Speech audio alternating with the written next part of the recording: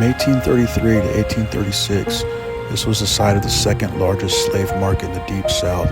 Tens of thousands of enslaved persons were sold at this site, which is now sitting at the corner of a small intersection in Natchez, Mississippi.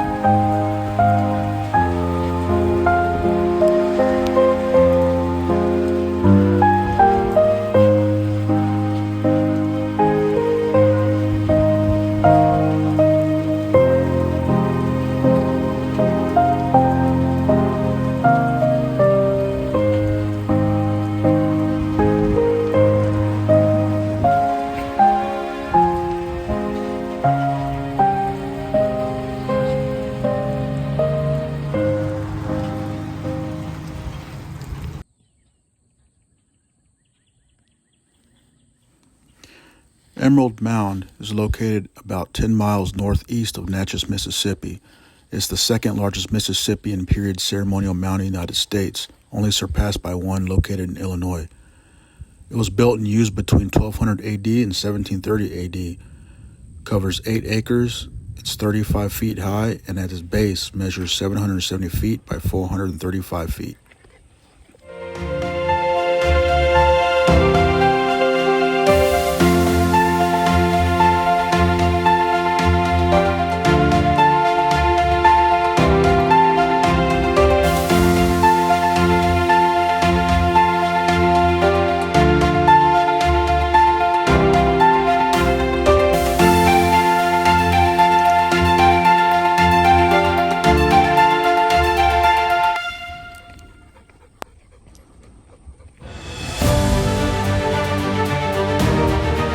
Imagine groups of people who lived here walking with empty baskets looking for perfect locations to collect soil for building these mounds. Once they found it, they may have used digging sticks or their own 2 hands to collect the soil, load up the baskets, and walk back to the villages. Baskets would have been emptied, the soil stamped down, and the process repeated over and over to create this mound that was 35 feet high.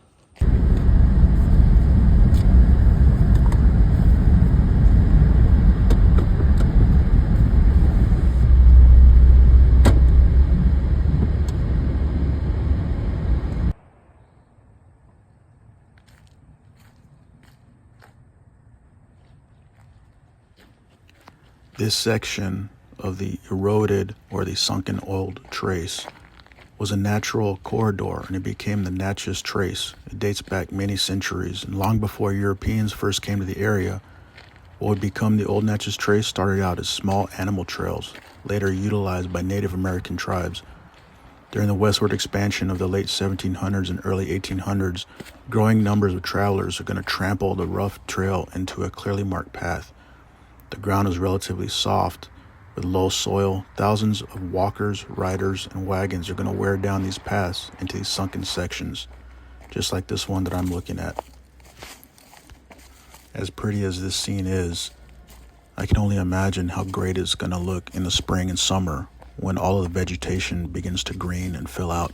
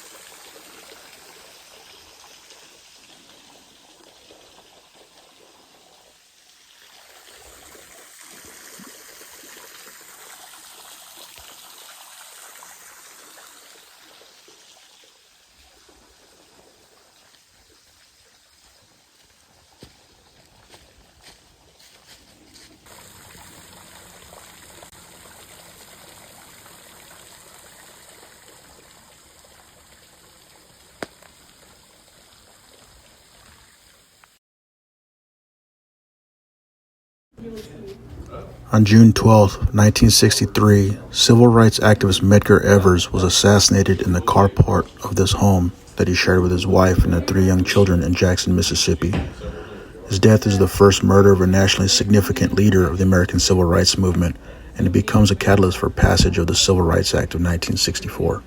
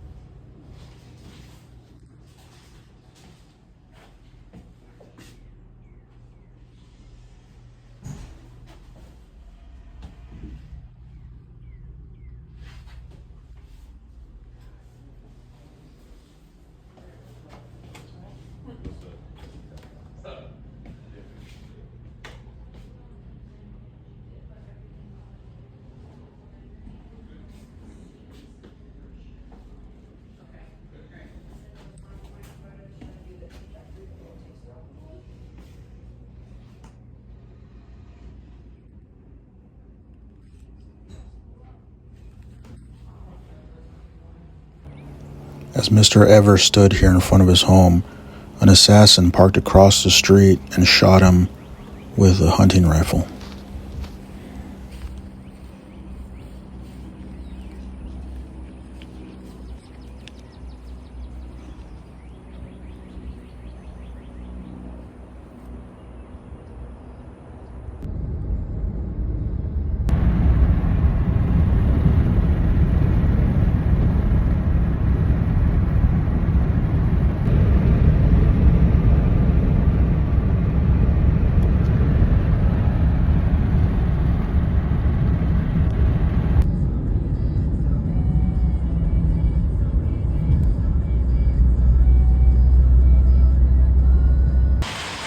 Located on a small intersection in Tupelo, Mississippi, is the Tupelo National Battlefield. In 1864, Union General William Tecumseh Sherman, his primary concern was the Confederate General Force Mounted Infantry Corps cutting off his supply. Here, the Union advanced against the Confederates in this Battle of Tupelo, but General Forrest's troops would not be able to block Sherman's Georgia campaign as he marched to the sea, eventually burning Atlanta.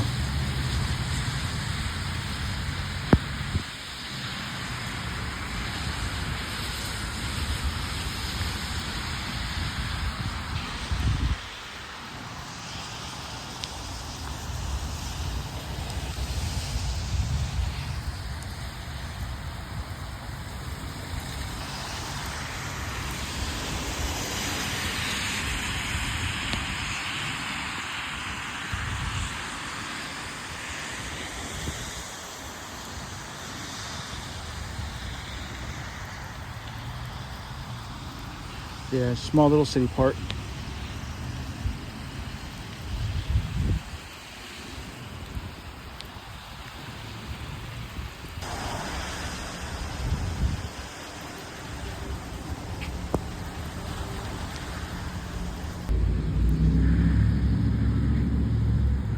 Tupelo City Hall. Elvis being here from Tupelo. And then we'll come and say hi to the monarch. I'm not going to call him the king of rock and roll because I think there's better, but he can be a monarch.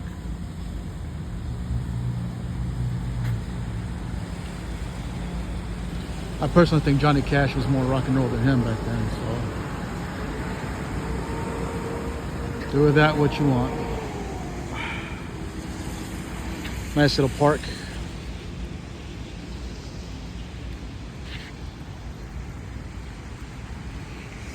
Some Elvis.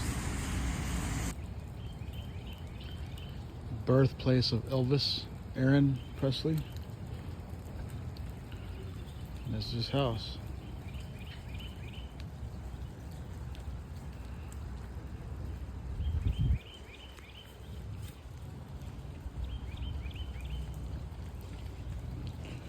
You have to pay to go inside to take the tour, but the visitor center is closed right now.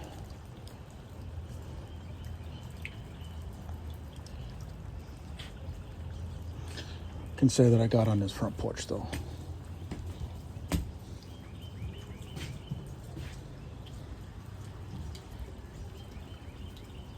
View from Elvis Presley's front porch.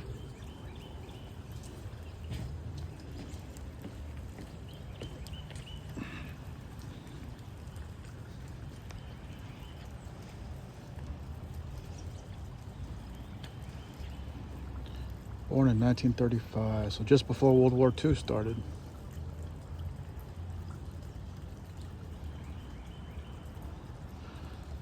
So born in 35, died in 77 on the toilet.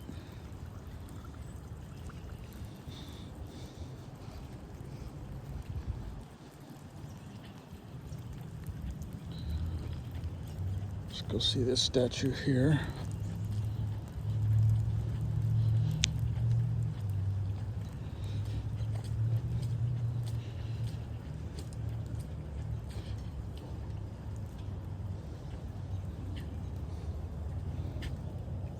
"13-year-old Elvis."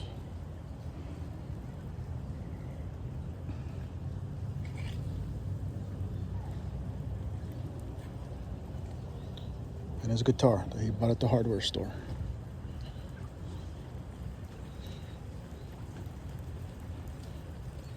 Or Forrest Gump would say his guitar case.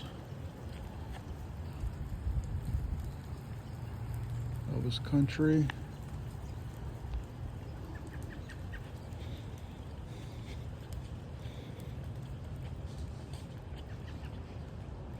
Pretty good sized little center here.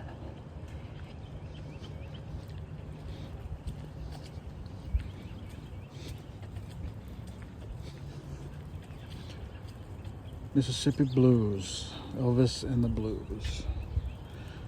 I know Mississippi's got like a blues trail thing. I'd like to try and do that sometime. Go to the crossroads.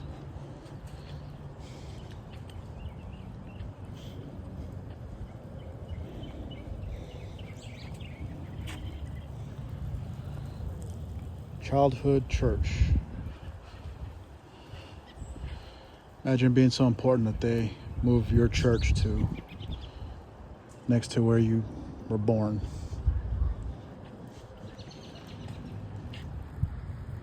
It's a crapper. I don't need to go see where Elvis did his stuff. I don't know what's back here.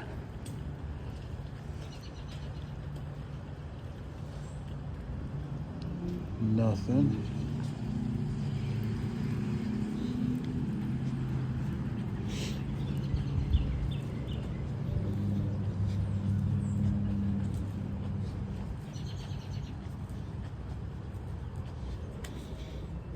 All right, let's see.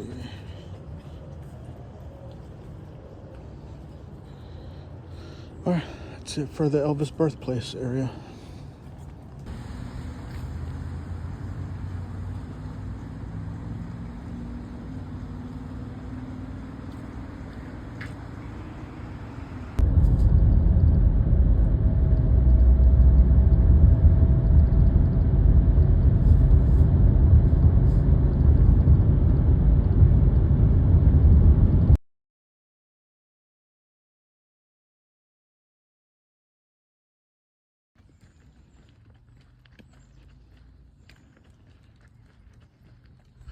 I'm here at the Meriwether Lewis site. Meriwether Lewis, one of the co-captains of the Lewis and Clark Trail. And this is the cabin house where he died, supposedly of self-inflicted gunshot. So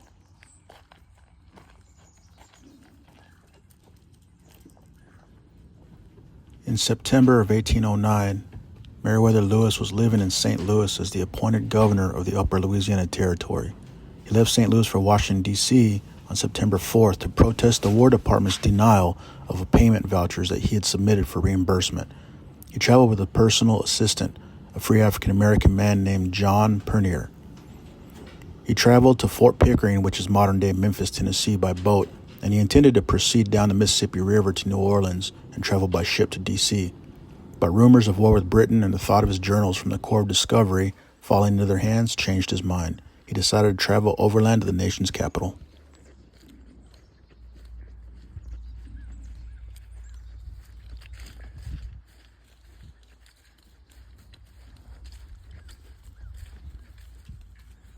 Site and ruins of the Grinder House in which Meriwether Lewis met his death on the night of October 11th, 1809. There's some of the...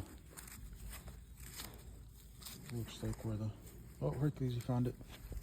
You found where the house was. Lewis arrived here at Grinder's Stand on the evening of October 10th, 1809, accompanied by his personal servant. He stayed in the cabin while Pernia, his servant, stayed in the stables. Mrs. Grinder and her children stayed in the kitchen separate from the house, and in the middle of the night, Miss Grinder heard 2 gunshots and found Lewis bleeding from his wounds. By sunrise on October 11th, he was dead. Historical accounts support the probability of suicide, and when Neely arrived later in the day, he arranged to have Lewis buried a few hundred yards from Grinder's Stand.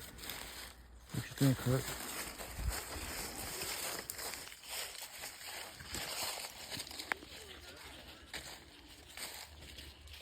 There's the house over there.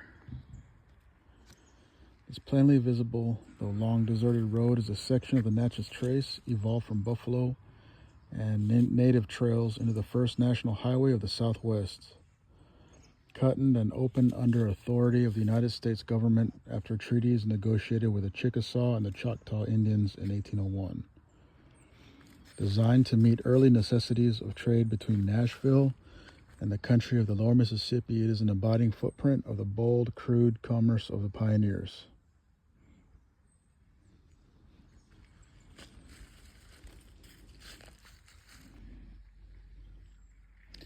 Beneath this monument erected by the state of Tennessee reposes the dust of Meriwether Lewis, Captain of the United States Army, Private Secretary to President Jefferson, Senior Commander of the Lewis and Clark Expedition, and Governor of the Territory of Louisiana.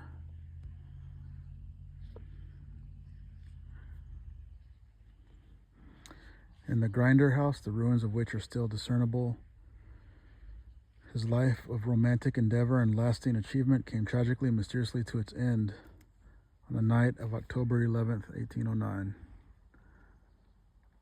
So they said it was homicide, some said it was suicide.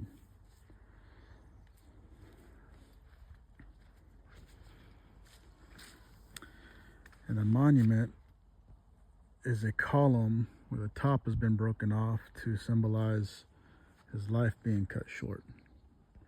He was only in his 30s when he died.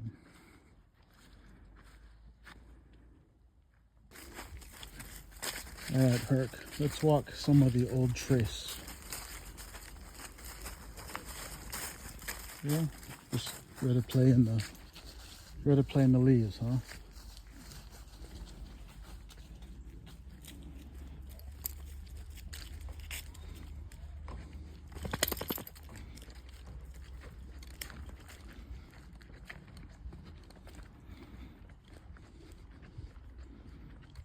Still here on the Meriwether Lewis site.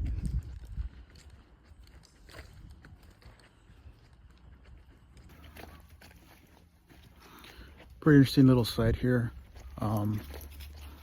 Having taught Lewis and Clark Trail and all that for my class, it is something to actually be here and seeing it. So maybe I should make an appearance on this video. Sorry.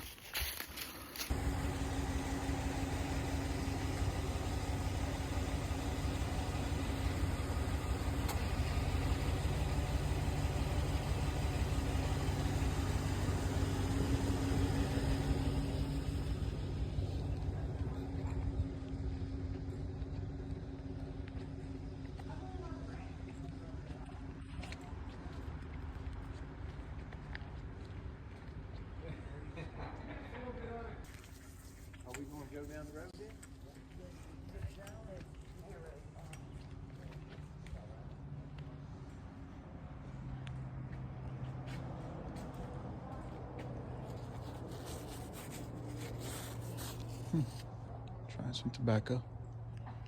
Felt real.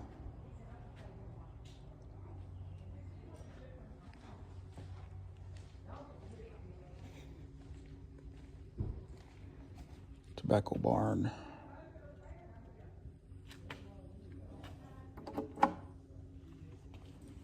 Doesn't work. I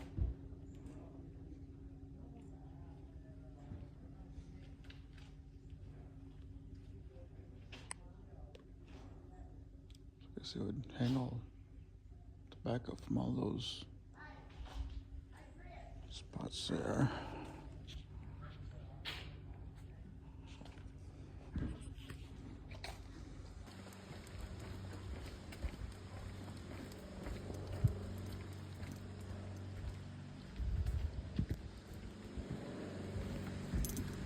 Walking down to Jackson Falls. I can hear water. Don't really see it yet.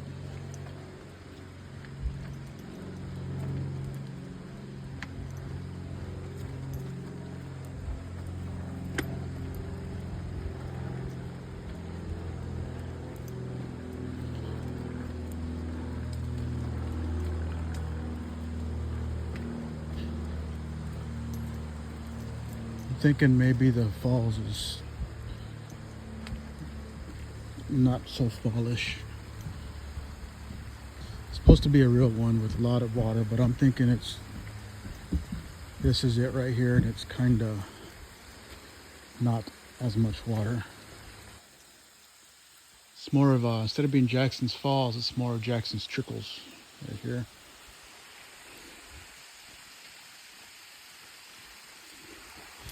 Nice little stop along the way. Get out of the car. But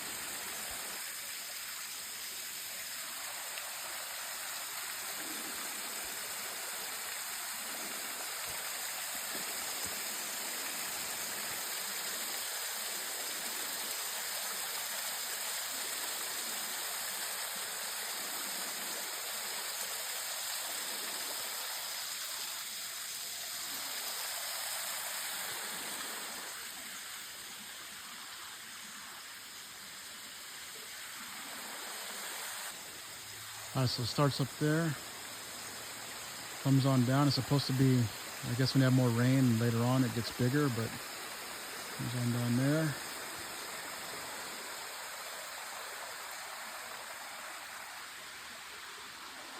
Not that way.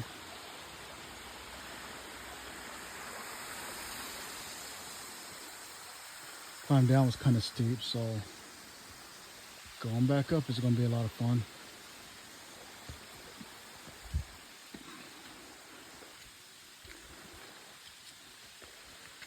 Important for them to see how tiny her kids were to her violence and to her stories and to her life. One of my last stops before I complete this Natchez Trace Parkway in Nashville is this monument to the War of 1812. Memorializes the War of 1812 soldiers buried along the old Natchez Trace.